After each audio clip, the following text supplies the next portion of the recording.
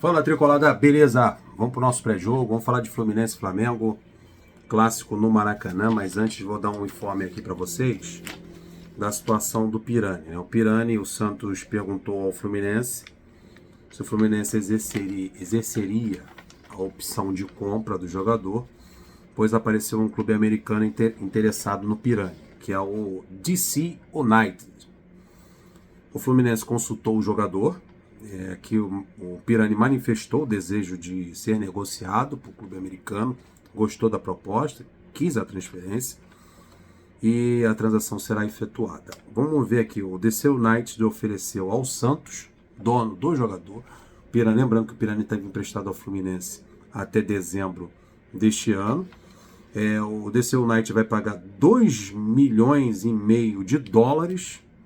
O Fluminense vai receber uma taxa de vitrine na casa de 10%, que vai render ao Fluminense Futebol Clube, por essa taxa de vitrine de 10%, cerca de 1.200.000 reais. É isso que o Fluminense vai receber pela transferência do Pirani, 10% de taxa de vitrine. Daí teve o questionamento, mas o Caio Paulista está no São Paulo, se aparecer alguém interessado pelo Caio Paulista, pelo Michel Araújo, tem que ver se está amarrado, como é que esse contrato está amarrado.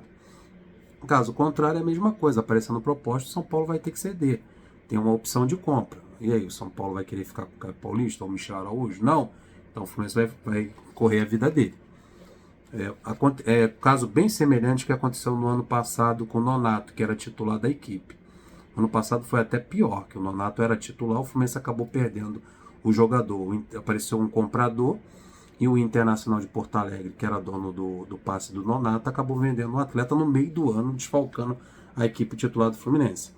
Menos mal que o Pirani é reserva, né? Muito contestado por grande parte da torcida. Então o Pirani está dando adeus ao Fluminense. É mais um desfalque. Vamos considerar um desfalque? Não sei. É mais um desfalque para esse jogo contra o Flamengo. Então vamos lá agora para o nosso pré-jogo. Marcelo finalmente, graças a Deus, treinou normalmente. Não deve ser desfalque para essa partida. Jogo neste domingo, às 16 horas no Maracanã, com transmissão pela TV Globo, canal aberto e Premiere. A arbitragem do Sávio Pereira Sampaio. Sem comentários, né? Um árbitro horroroso e que a gente tem que se preparar para o pior com essa arbitragem. Estatística, 445 jogos na história do clássico histórico, um dos maiores clássicos da história do futebol mundial, com 141 vitórias do Fluminense, 142 empates e 162 vitórias do Flamengo. Este ano, o Fluminense enfrentou o Flamengo se eu não me engano, mais 5 vezes. Foram 3 jogos pelo Campeonato Estadual e 2 jogos pela Copa do Brasil.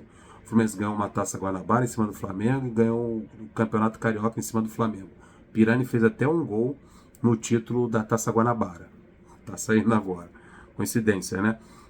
Então são 3 jogos pelo Campeonato Carioca, 2 vitórias e 1 derrota, e 2 jogos pela Copa do Brasil, 1 empate e 1 derrota. Totalizando aí 2 vitórias, 1 empate e 2 derrotas nesses 5 jogos, já nesse ano de 2023. 5 vezes o Fluminense enfrentou o Flamengo e pode ainda pegar o Flamengo numa Libertadores aí. Na próxima fase da Libertadores podemos ter Fla-Flu novamente. É um confronto direto, tá, rapaziada? Temos o Botafogo, líder da competição. Em segundo lugar, temos o Flamengo com 26 pontos. Vão se enfrentar, Fluminense e Flamengo.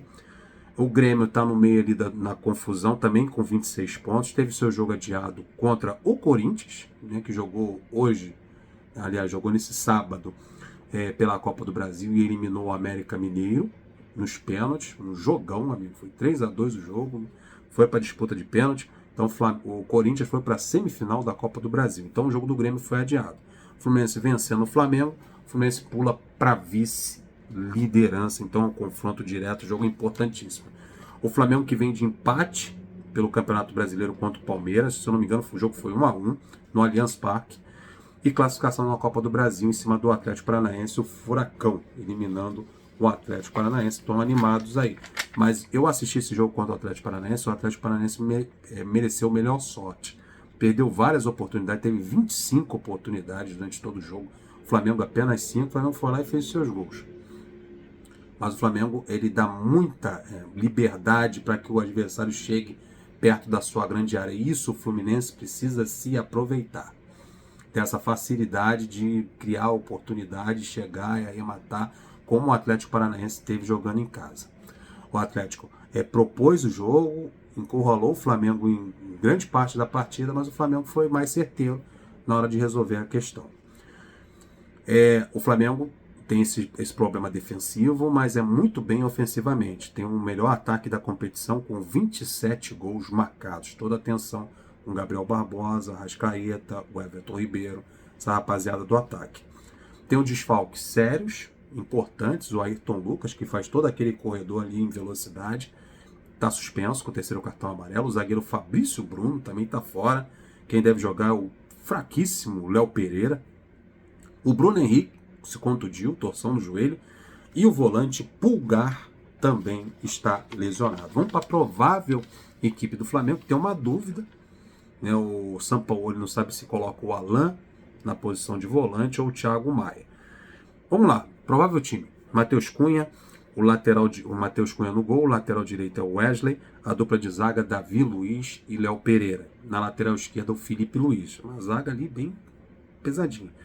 E o meio de campo com Thiago Maia, ou Alan, Vitor Hugo, mais à frente Gerson, Arrascaeta, Everton Ribeiro e Gabriel Barbosa. Esse é o provável time do Flamengo, apenas a dúvida ali se o Alan começa como titular ou não. Alan, que trabalhou com o Fernando Diniz em 2019, uma boa passagem pelo Fluminense.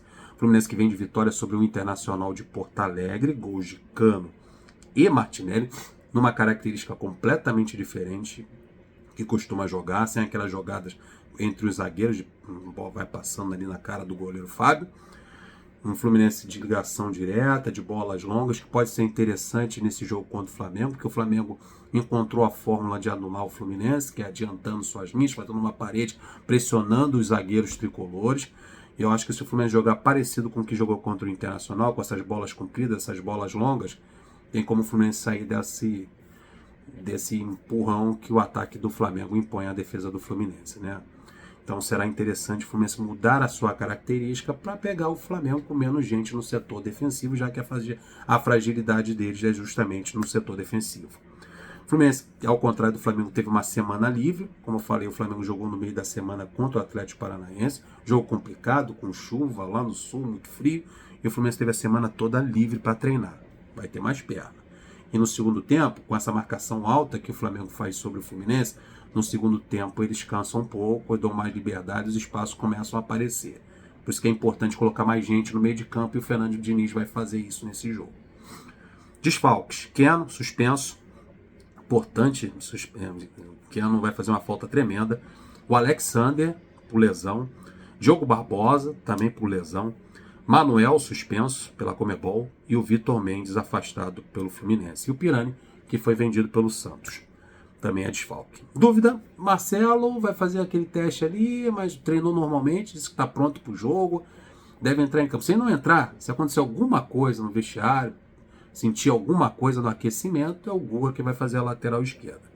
Tem um retorno importante do Ganso para o meio de campo e do Arias, que estava suspenso no jogo contra o Internacional. Então volta Arias e volta Ganso para o meio de campo. Pendurados, o goleiro Fábio, zagueiro Nino e o volante Thiago Santos. Lima entra no lugar do Keno, tá, rapaziada? Vai fazer ali o meio de campo, praticamente ali um 4-4-2. O Lima não joga aberto pelo lado esquerdo, então deve jogar o Lima ao lado do Ganso na meiuca. Vamos para a escalação? Fábio no gol, na lateral direito Samuel Xavier, Felipe Melo e Nino, formando a dupla de zaga. Na lateral esquerda o Marcelo. Meio de campo com André, Martinelli, aquela dupla entrosada do Fluminense, Lima e Ganso. E a dupla de ataque, Cano e Arias. Esse é o provável, o melhor que o Fluminense tem para botar em campo. Também não saiu ainda a relação dos jogadores, mas provavelmente teremos o Léo Fernandes como opção do banco de reservas, o Daniel, que já foi opção no jogo contra o Internacional. Também teremos o Ione Gonzalez também como opção no banco de reservas. O Fluminense está preparado para esse jogo, uma semana livre de treinamentos, mais descansado. O Fernando Diniz procurando alternativas para sair desse sufoco do Flamengo, dessas linhas altas do Flamengo. A ligação direta vai ser bem interessante. É clássico, é Fla-Flu, é confronto direto. Os dois, Flamengo tem 26 pontos, Fluminense tem 24, vencendo, pula para a segunda colocação, o Grêmio não joga, o Fluminense tem tudo aí para subir mais ainda e encostar no Botafogo. Deixe o seu like, se inscreva no canal, compartilhe, até o próximo vídeo. Tô indo nessa. Fui!